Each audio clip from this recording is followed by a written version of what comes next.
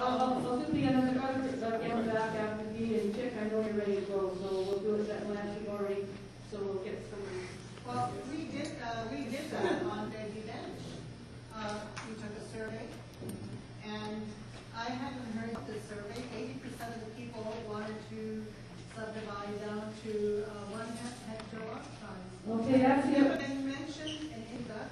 Actually, that survey has been mentioned. At the last meeting, I think it was brought up in quite a vocal tone. I'm still hurting about it, but we don't rule by petition here, and petitions can be written in certain ways that some people may agree with some parts of it, so they'll say, yes, I agree with that, but there's no way they can say, well, I don't really agree with that, because that's not the way the petition is worded. People can interpret what's on a petition in a certain way, and people can be persuaded to sign a petition just because that's their nature. So we don't take petitions like that into account that says what the whole general population is, and it's actually, we went through the comments in the Big Bench we understand how strongly some people feel about that, and we came up with a very good balance on where we ended up with the Big Bench, and I'm standing behind that firmly and solidly, and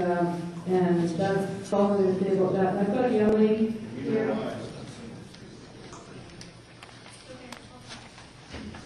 Okay. Second go around, we've got Lance asking a question, and then Chick, and then Todd.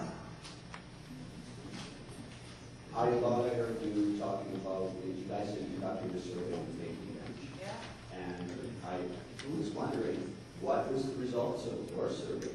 And can we be privy to that?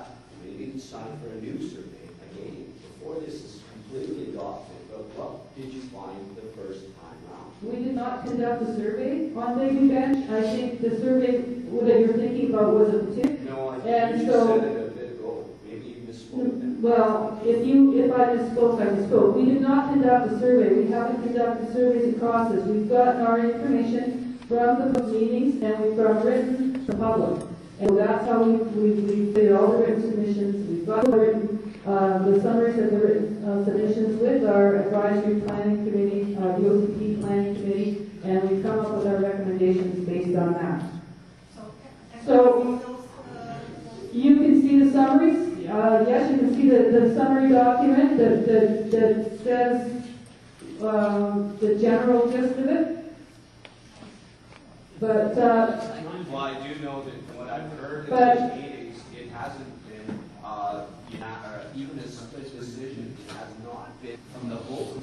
It needed to be written about. Okay, now I'll just say one more thing about the vote, and I hope we don't get to where we were the last meeting. We are clearly hearing what people in the meeting are saying. We are clearly hearing what people who are able to attend this meeting tonight are saying by written form. We've gone and done this very, very carefully, and so I'm standing behind our balance, and I'm just asking for questions and comments on this balance. I think our process has been fair. It's been more than fair. We've had extra public meetings to deal with some of the issues, and I think that our advisory planning committee has done a really good job in trying to think through some of the decisions that we've had to make and give us some advice. And I do believe I've got some other questions.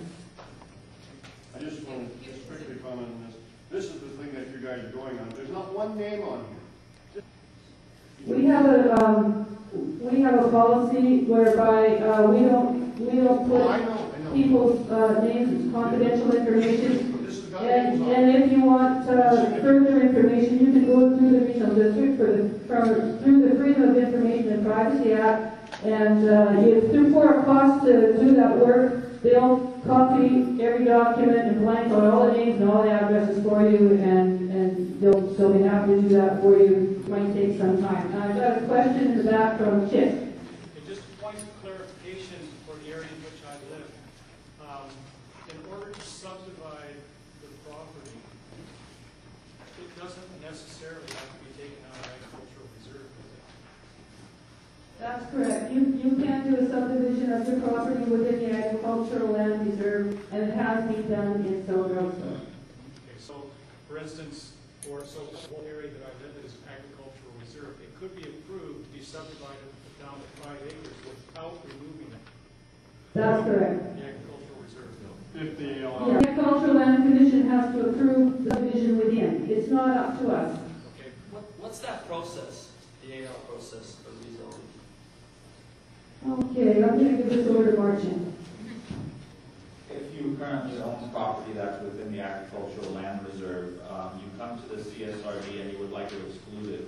You come to the CSRD and then we submit an application on your behalf with our either support or opposition of your application to the Agricultural Land Commission. And it is that body that actually makes a decision of whether they will grant you subdivision or exclusion within the agricultural land reserve. So you come to us, and then we forward the application to the agriculture with our comments in support and opposition. And if I just may, there are comment forms on the table over here. You can leave them here, or if you want to take some time and think about it and look through the documents, you can take them home, fax it, mail it, email it to us. And that really provides us with the best, I guess, possible source of information about your own property, your own situation, your own concerns and suggestions. And that looks through these every day. We get a lot more information and a lot more input reading comments or hearing your stories or your plans than we do from a survey that just has a signature next to one broad comment. Todd, you've been patiently waiting. Right. There's 2 points I'm going to make. One is on behalf of who are unable to be here. They had some holidays booked. And Walter, position prior, regional director, probably arguably top 3 long-term farmers in Revelstoke. They would support the ALR removal. He's a frustrated farmer. Says it's very seldom that he can get 2 crops a day off in a year. The point they wanted to make is that they live in Revelstoke pretty much most of them, finding it difficult to look after, paraphrasing their letter, look after the land, want to stay in Revelstoke, not happy with 2-hectare subdivisions. They would like to have, they would like to capitalize on some of the stuff that's going on, and not immediately, but 1 acre for themselves, and sell off the rest. And so that's their feelings. They want me to portray that.